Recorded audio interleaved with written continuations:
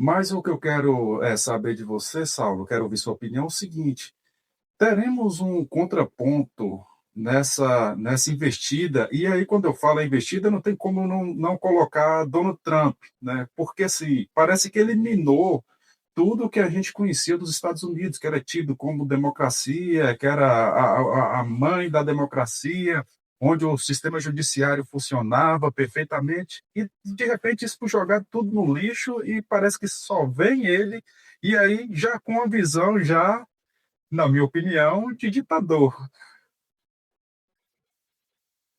Assim, a gente tem acadêmicos estudando muito essa questão, né, do enfraquecimento das democracias, também ocidentais, mas de movimentos do que fazem com que as democracias sejam enfraquecidas mesmo, né? Como é que é feito essa dinâmica de enfraquecimento das democracias? E Trump utilizou por vezes várias delas.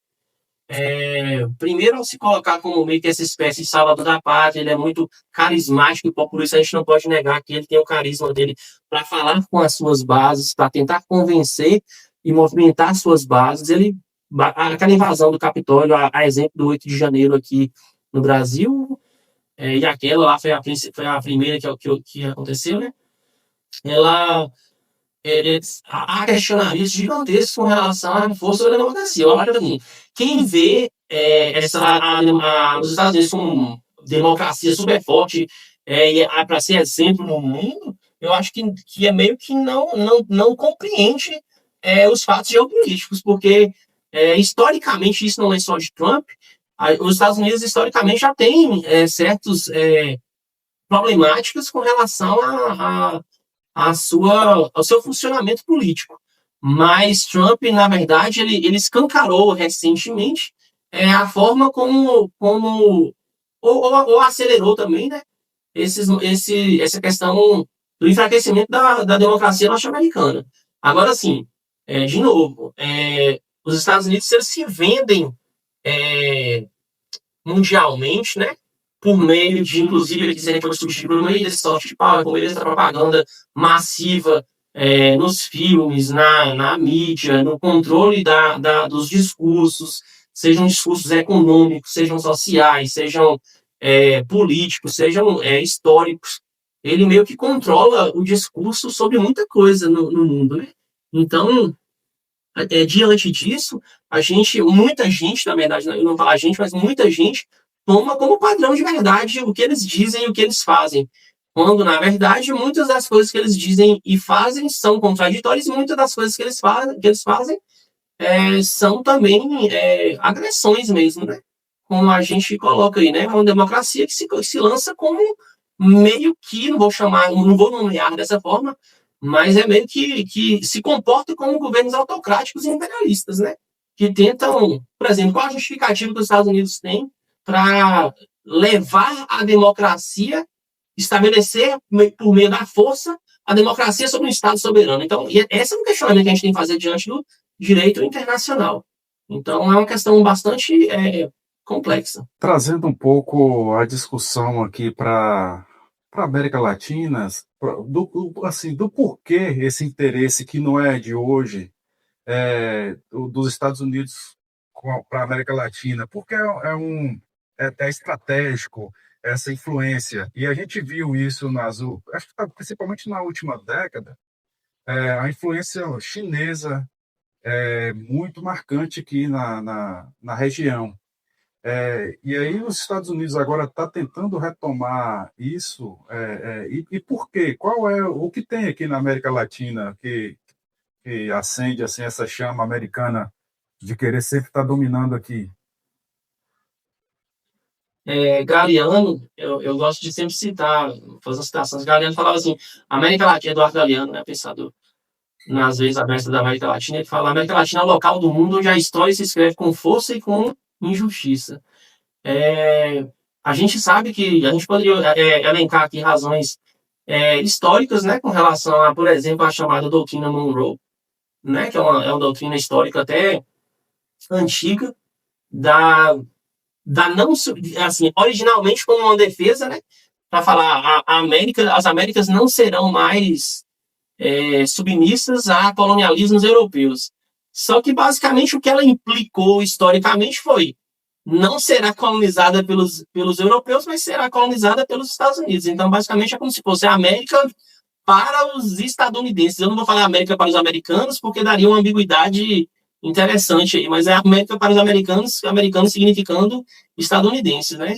Ou seja, a gente. E isso está escancarado hoje em dia com relação a, por exemplo, quando o Trump ou quando líderes americanos, além dele, que fazem parte do seu governo, que nos tratam como quintal. Referências à América Latina como sendo a nosso quintal, tem coisas acontecendo aqui no nosso quintal.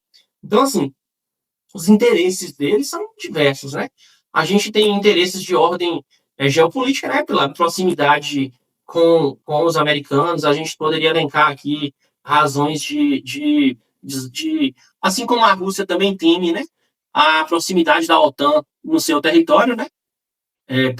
Por exemplo, a Rússia justifica isso quando fala que a Ucrânia estava querendo entrar na OTAN, etc, etc. Foram movimentos, no xadrez políticos, a Ucrânia teve movimentos equivocados com relação a subestimar a Rússia nesse sentido. E os Estados Unidos, da mesma forma, eles querem manter uma hegemonia político-imperialista na América Latina, por diversas razões, né? Geopolíticas, econômicas, por exemplo. Em cada país a gente vai ter especificidades que a gente poderia colocar na análise com relação à importância da América Latina, né? O México é fronteira, a Venezuela, fontes de petróleo gigantescas que a gente tem que discutir nesse contexto, a própria consolidação do petrodólar, né? A dolarização do petróleo no mundo, que ocorreu na década de 70 e perdura até hoje, e os Estados Unidos não querem perder essa influência tão direta que possibilita, inclusive, que eles façam sanções econômicas no mundo inteiro. Então, assim, esse controle hemisférico ocidental acaba sendo muito importante para os Estados Unidos por diversos fatores. Aí a gente poderia, em cada país a gente elenca a gente pode elencar alguns, mas de forma geral é manter a América como essa zona historicamente dominada pelos Estados Unidos, como previa, inclusive, a própria doutrina Monroe, que a gente pode falar assim, a doutrina Monroe ela ainda existe, ela não existe como discurso, mas ela existe como prática. E olhe lá se não existe como discurso, né? Quando a gente vê certas falas no último ano, né? Nos últimos meses, principalmente, com relação a isso, né? Porque a gente sabe que não a Rússia, mas a China tem tido grande participação nesse xadrez político mundial, inclusive participando ativamente de incentivo, não vou colocar incentivo, mas de injetando investimento diretamente nesses países.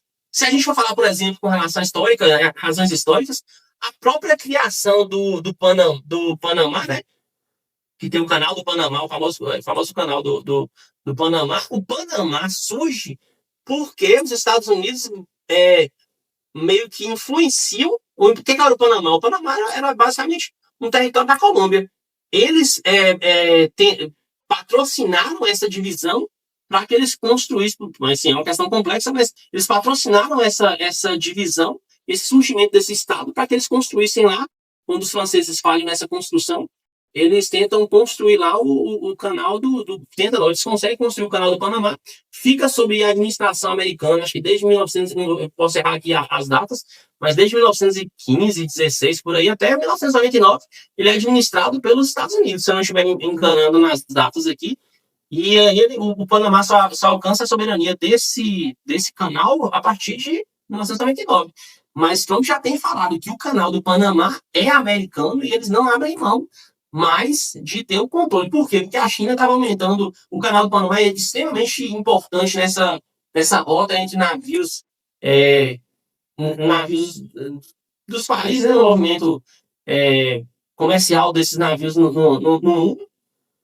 E ele é um atalho bastante importante, por assim dizer, na região americana. Então, assim, a gente tem especificidades em cada país, a gente vai ter essas questões do interesse. E fora que economicamente o mercado latino-americano é um mercado consumidor gigantesco para